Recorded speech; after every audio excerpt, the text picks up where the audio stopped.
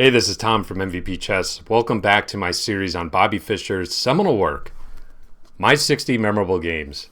In this video, we'll be analyzing game number 12 that Fischer played versus Gligoric in the Candidates Tournament 1959. Before we get started, don't forget to like, comment, share, and subscribe. You can subscribe to my channel by clicking the button in the lower right-hand corner of your screen. Thank you so much for your support. Really appreciate it. Okay, so Fischer with the black pieces, c5, and after d4, cd, knight f6, knight c3, we have the Najdorf variation. Yeah, all right. So Fischer's favorite opening on the board. How would Gligoric respond?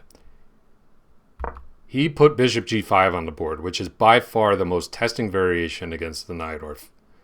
And after e6, f4, later on in his career, as I've mentioned previously, Fischer liked to jump into the incredibly complex variations of the poison pawn.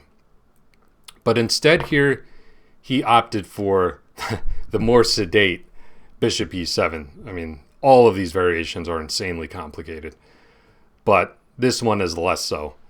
Queen f3, queen c7. Nice move by Fischer. Okay, it's important to develop the queen here and not rush the knight. We want to prevent this light squared bishop from coming to this active diagonal on c4. Castles queenside, knight bd7, pawn to g4. Gligoric, of course, has castled his king to the queen side. He's looking to start his kingside pawn storm in earnest. Strategically, that's definitely the way to go. b5, bishop takes f6. In a previous game that we covered in my 60 memorable games, Fischer played knight takes f6 in this position.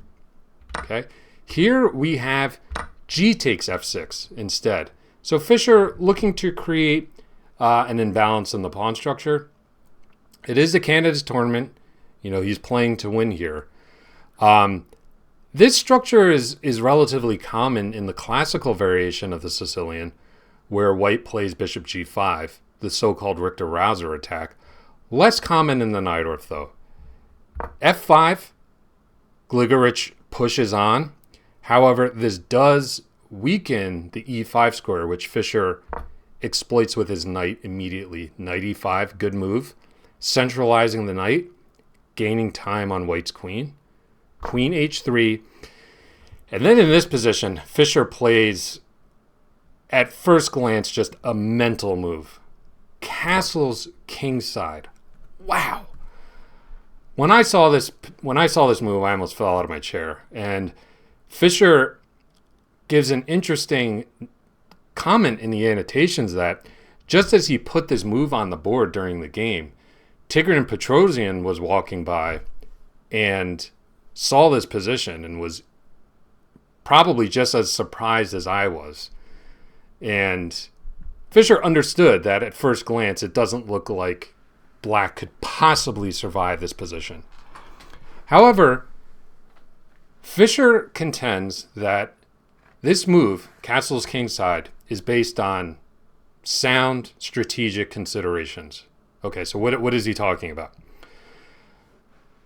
Obviously, black's king is in a precarious position, but if he can weather the storm, and that's a big if, but if he can weather the storm, he's got a fantastic knight on e5, the bishop pair, and a very solid compact pawn structure in the center of the board. So Fischer maintains that if he can weather the storm, he's just going to stand strategically better. So that's what he's playing for, and that's the risk he's willing to take. Knight ce2. Gligoric plays this nice move, rerouting the knight to the f4 square to look to apply maximum pressure to this weak pawn on e6. Fischer tucks the king in the corner. Knight f4, as discussed. The rooks come to the g file, and here Fischer plays a very thematic move for the Sicilian. Pawn to d5. Okay, this is an advance that black is always looking to play. Really helps free black's position. And here I think Fischer felt compelled to play it to gain some counterplay, to open up the position for the two bishops, and to try to chip away and undermine white's far advanced kingside pawns. After f takes e6, d takes e6, knight d5. Of course, the downside of any pawn advance is it does leave weak squares behind. And in this case, the d5 square and the f5 square have been weakened. And Gligoric is going to look to exploit these weaknesses with his knights. Queen c5. Fischer admits in this position that black's position is hanging on by a single thread. Knight takes e7, queen takes e7, knight f5. Okay, the knight jumps into this juicy outpost on f5 with gain of time. Queen takes e6, queen h6. Okay, so Fischer is up a pawn right now, but of course, white has more than sufficient compensation. He's got really nice pressure on these weak and dark squares and active pieces. And believe it or not, because of this activity in white's position, despite being down a pawn, black has an only move in this position, an only move to stay in the game. So I'll turn it over to you for the first time here. Black to play. What move did Fischer play to stay in the game? Pause your videos.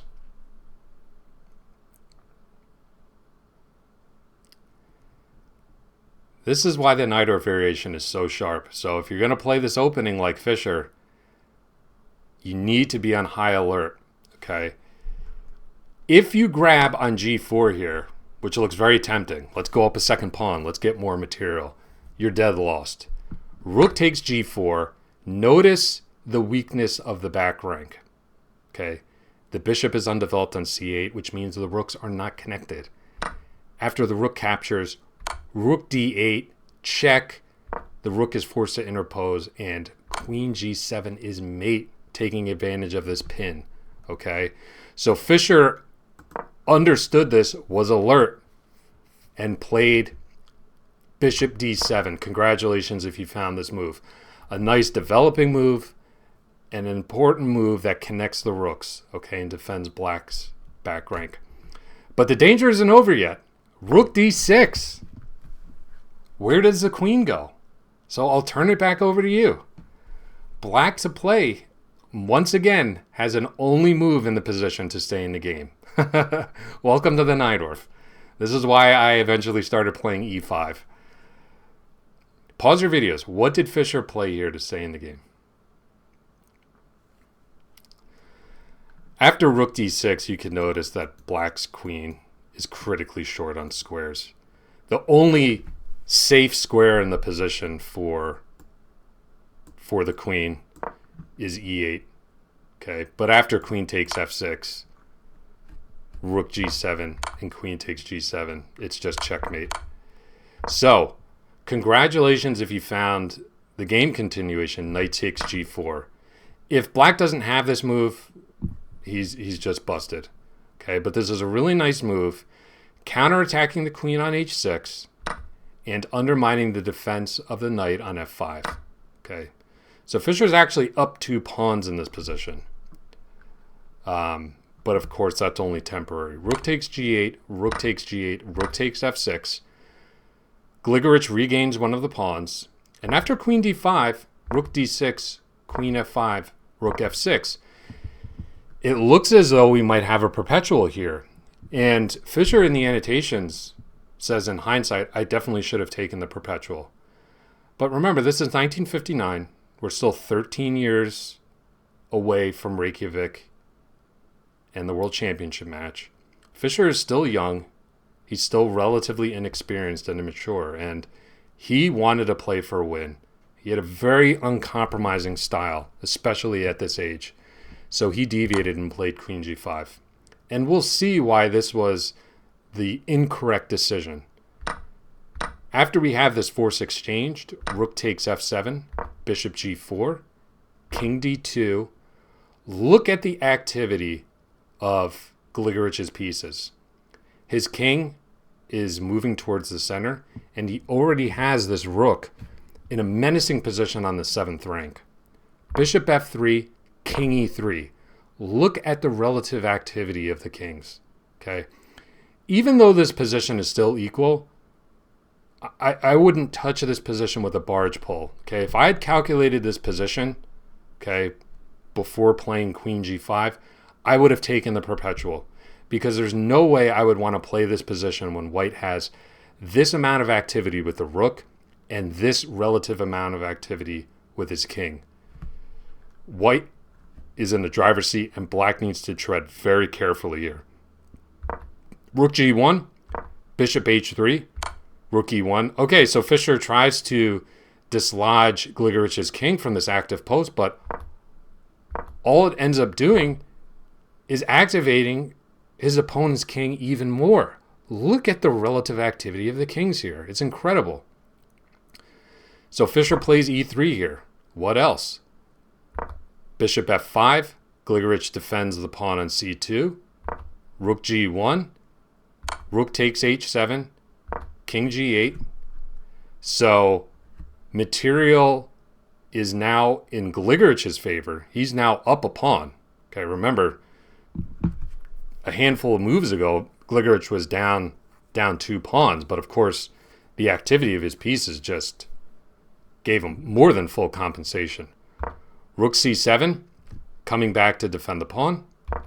Bishop g4, and we have an exchange of bishops, and now we have a rook and pawn ending on the board. Okay, so Fischer probably regretting not taking the perpetual, feeling the heat, looked to exchange bishops just given the relatively drawish nature of rook and pawn endings. So I think, strategically speaking, a good decision by Fischer. Rook c3. Gligoric looks to pressure this passed pawn, and he does a really good job in this position of getting his rook behind Fischer's passed pawn. This is the ideal location for the rook, whether you're trying to push and escort your own passed pawn to promotion or defending against one of your opponent's passed pawns. You want to get your rook behind the pawn. So good job by Gligoric here. Rook g2. Fischer defends laterally. And king d4. And in this position, Fischer decides to sacrifice this pawn. He promotes to a queen just to activate his rook along the 2nd rank. Rook b1. So Gligoric has to defend rather passively. And good job by Fischer here. Okay, it's tempting to take this pawn on h2, but what is paramount in this position? Okay, what Fischer really needs to do is to activate this king. It cannot stay out of the game on the 8th rank, so he plays king f7, looking to centralize it as quickly as possible. a3, king e6, b3. Now and only now, Fischer takes the pawn on h2. Okay, so material is equal here. We have a rook and pawn ending 2v2 on the queen side. This should be a relatively easy draw. Okay, Fischer states in his annotations that over the next 10 or so moves, he played all of his moves almost instantly in a matter of seconds, thinking that rook and pawn ending again, 2v2, same side of the board, there's no risk in this position. Okay, but he was scolded by one of the other players, Olafsson, who we saw in an earlier game, saying like, you cannot play an ending like this so fast. It contains some hitting complexities, and you've really got to take your time. So let's see what happens. Gligoric activates the king, attacking these potentially weak pawns here, but Fischer can counterattack here. Gligoric plays king b7. Okay, he could have taken the pawn here, but that would have likely ended in a draw rather routinely. Instead, he takes up this really menacing position with the king on b7. Okay, already controlling some key squares, including the promotion square. King d6, Fischer waits. King b6, king d7, and b4. Okay? Still equal, but Gligoric is looking to press his inexperienced opponent in this endgame, hoping he'll go wrong. I'm sure he's observing that he's playing very quickly. This is certainly, for example, what Magnus would do. Magnus would definitely play this position out and just try to grind down his opponent. So that's what Gligoric is trying to do to Fischer. Rook h3. Fischer brings the rook to the h-file, possibly preparing some lateral checks of the king in the style of Philidor's defense. Rook c1, Gligoric cuts off Fischer's king, and rook h8. So, Fischer's impatient play, his inability to sense danger in the position, has left him in a losing position, believe it or not. Okay, and it all has to do, and we've been talking about this the whole endgame, is the relative activity of these kings. Okay, so I'll show you the game continuation in a bit. Let's just take a look at this variation that Fischer came up with after the game. And he said he stayed up all night analyzing this position. And in doing so, learned a lot about rook and pawn endings. But he confirmed that this position is winning for white. And it all has to do with this black king not being able to get in front of this pawn, not being able to take an active position in defense. And we can just see white's able to capture this pawn. Of course, we can't have an exchange of rooks here. King a6, rook h6, and king a7. And this pawn is going to go through. I'll let you work this out on your own, and of course you could look it up in a table base if you have any questions about it. But after rook h8, Gligoric missed his chance. Instead, he played king takes b5 here, okay, which allowed Fischer's rook to give a rear check here and ultimately draw the position. Rook a8, king b3, rook c8, offering the exchange of rooks, which Gligoric accepted, and he played king c4. Now, Fischer has the draw in hand. Okay, this position is triple zeros. It is a theoretical draw, but there's an only move. Of course, even in the Najdorf, the endgames are only moves. So I'll turn it over to you for this last move of the game. After Fischer's next move, a draw was agreed to. What do you need to play in this position to draw with black? Pause your videos. Okay, this is a great model, a great example of distant opposition in king and pawn endings. The correct move in this position is king b8. Congratulations if you found that move. Losing moves, for example, would be king b7. This allows white to play king b5 and gain the opposition. Similarly, bringing the king to c7, white gains the opposition. And finally, king d7. After king b5, white's king is just outflanking black's and is going to be able to take control over the critical squares. That's why you need to play this patient waiting move, king b8, okay, maintaining the distant opposition. It's the distant opposition because there's still an odd number of squares in between the two kings. Now, black is in position to respond to the white king advancing. If the white king comes to c5, black plays king c7. If the king comes to b5, black can gain the opposition by playing king b7. And finally, if we have king d5, this brings the king too far away from the action, and black's king is in perfect defensive stance. So let's just put king b8, the final position, on the board.